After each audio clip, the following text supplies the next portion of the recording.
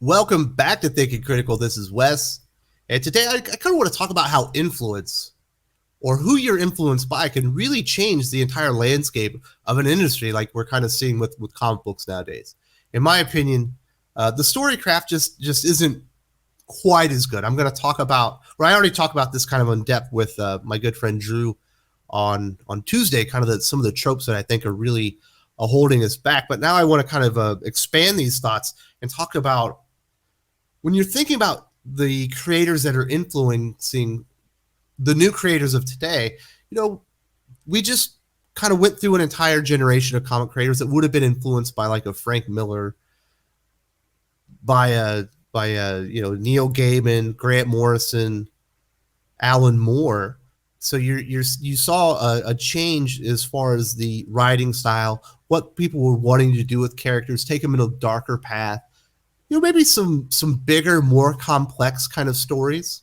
You could definitely see that, like Jonathan Hickman, he's probably more influenced by like a Grant Morrison, in my opinion, than like a Brian Michael Bendis. Even though when he came up with Marvel Comics, he kind of was like Bendis was. It felt like he was his mentor. He was co-writing a lot of books with him. A lot of times, if Bendis would move on, Hickman would kind of come in and take over and continue on whatever work Bendis was doing.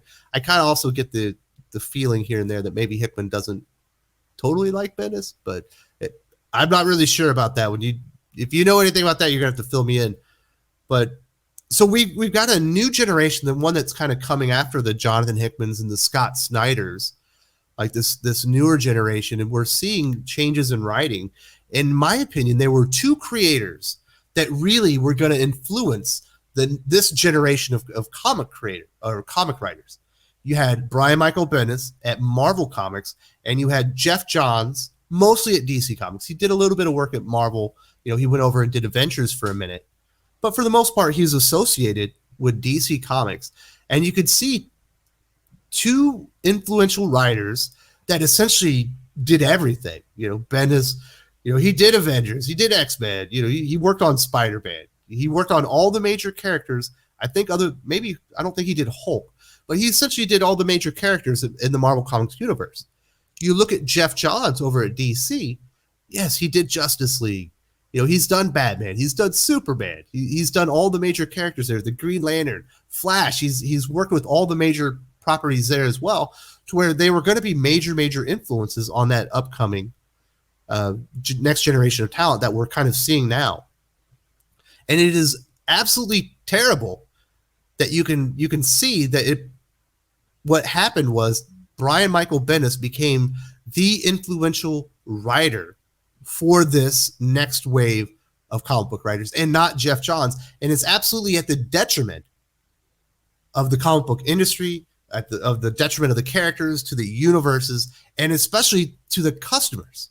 When we see a lot of creators taking shortcuts, we're seeing very long-winded, bloviating, story arcs, lots of weird slice of life. Everybody wants to create a self-insert character, all hallmark traits of Bendis. Even when he was really humming, he was bringing these types of tropes in vogue and making them popular. Unfortunately, they've kind of all stuck around, where you look at a writer like Jeff Johns, who feels like much more of a comic book historian.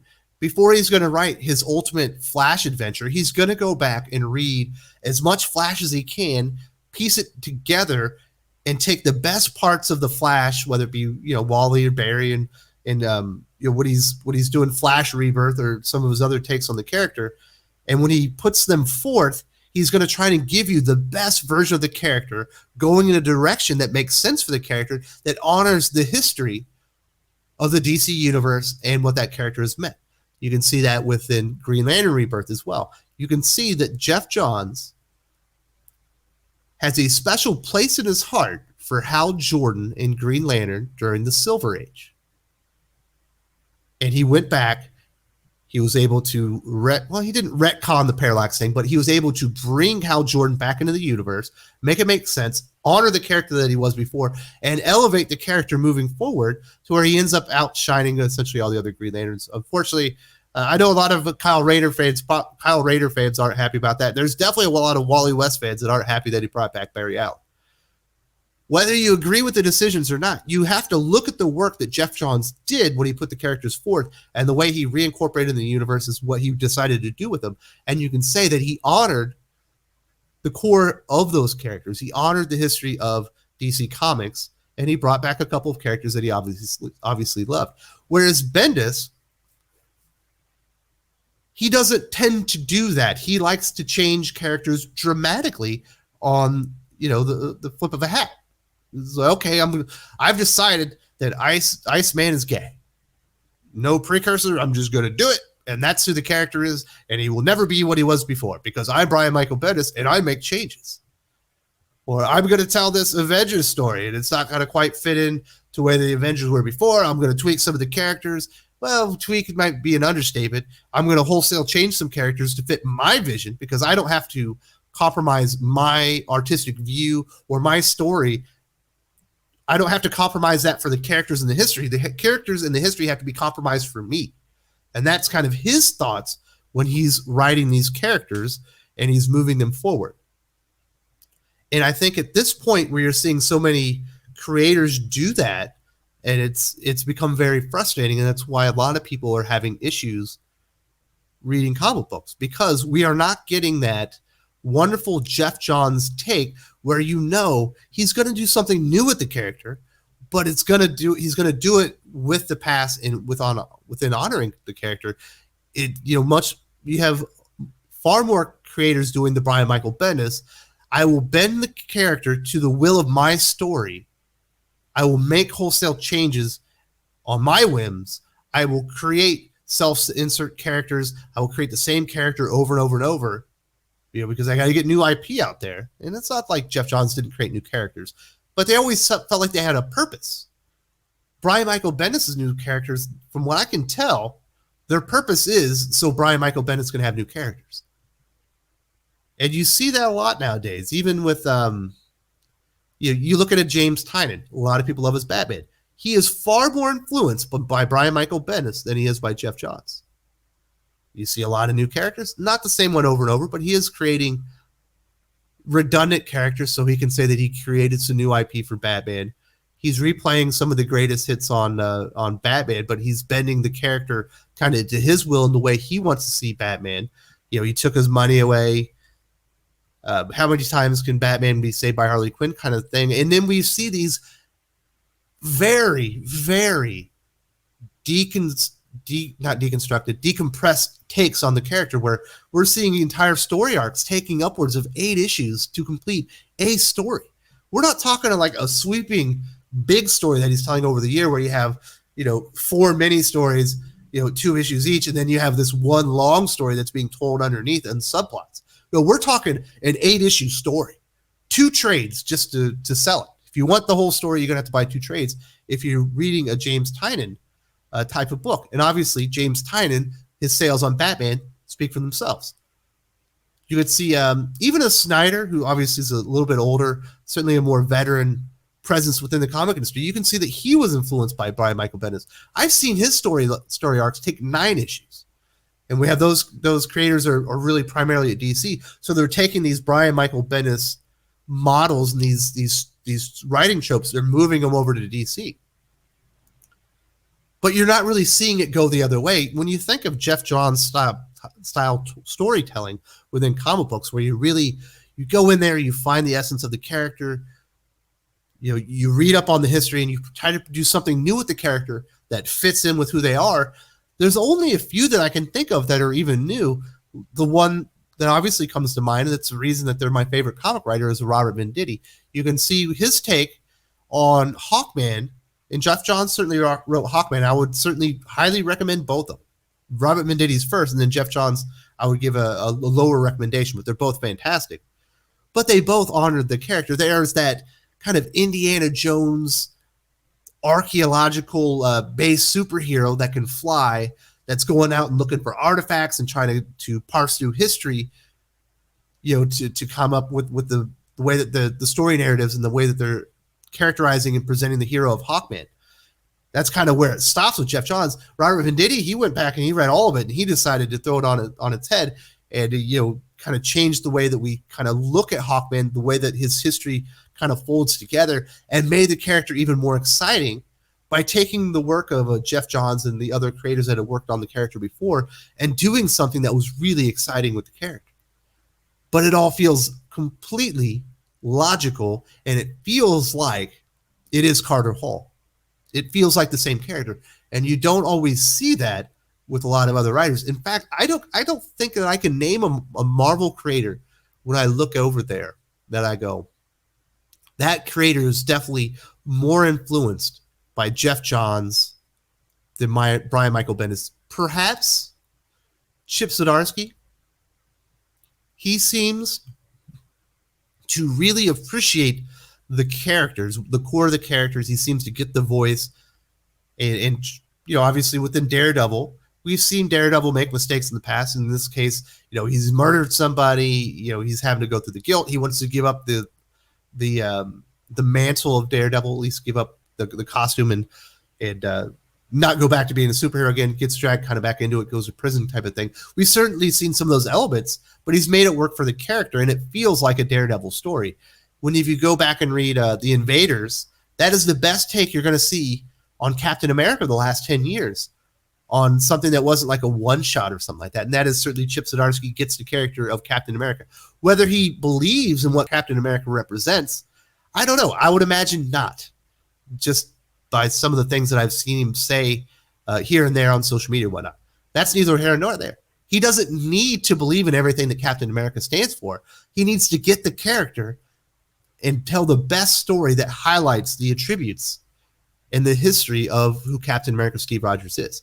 So perhaps you could say, I think Chip Zdarsky is more of a Geoff Johns mold, but I don't know if he's completely influenced by Geoff Johns. I might be wrong on that one. I know he was on the Warren Ellis forums. I imagine he's far closer to Brian Michael Bendis than he would be of Geoff Johns anyway.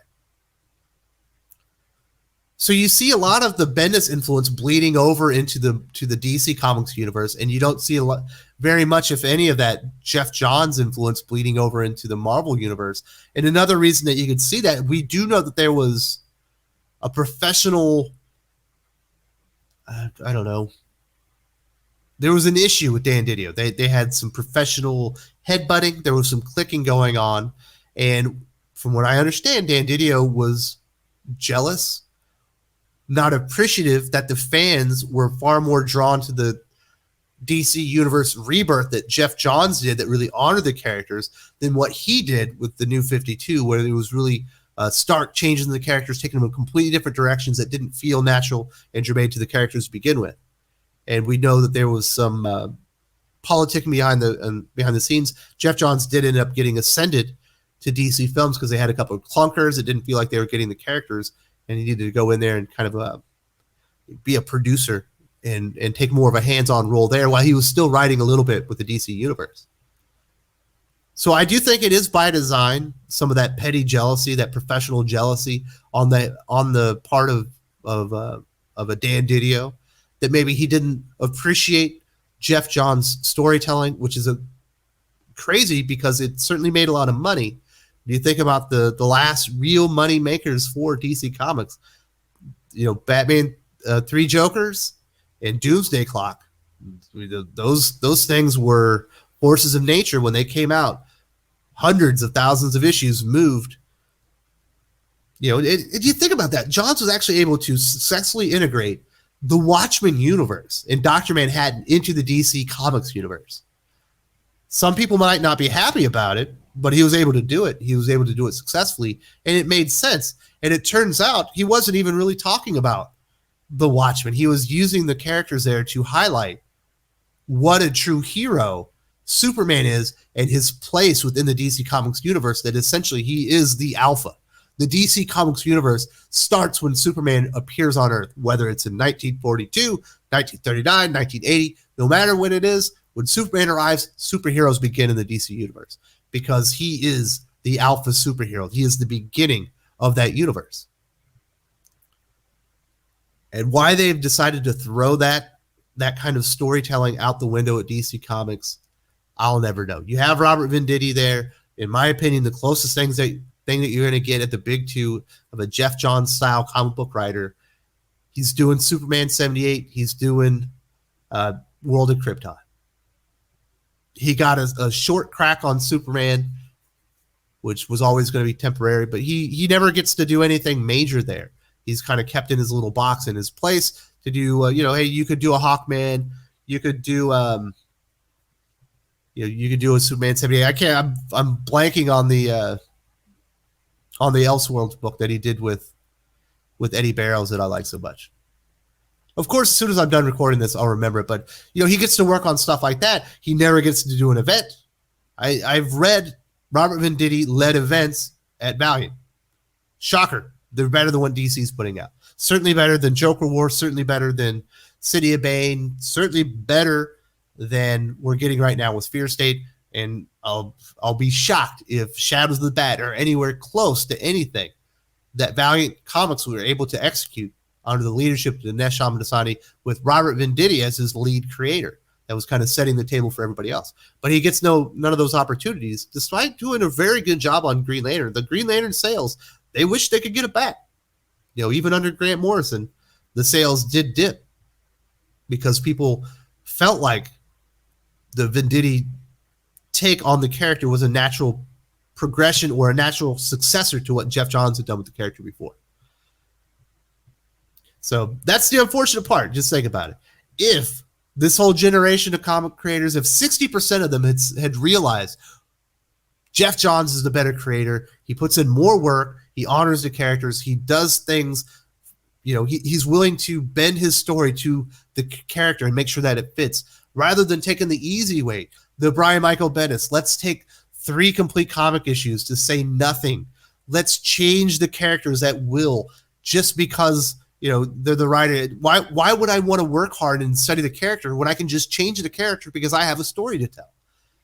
And it's in my opinion, it has been to the detriment of comic fans, comic characters, the comic universes, and just the whole comic industry as a whole. That Brian Michael Bendis is the major influence for this generation of comic writers, not Jeff Johns. If you enjoyed this video, please give it a like. I would appreciate it very much. It helps us attract more views for the channel. Subscribe for future commentary, comic book news, and reviews. And don't forget to ring the bell for notifications.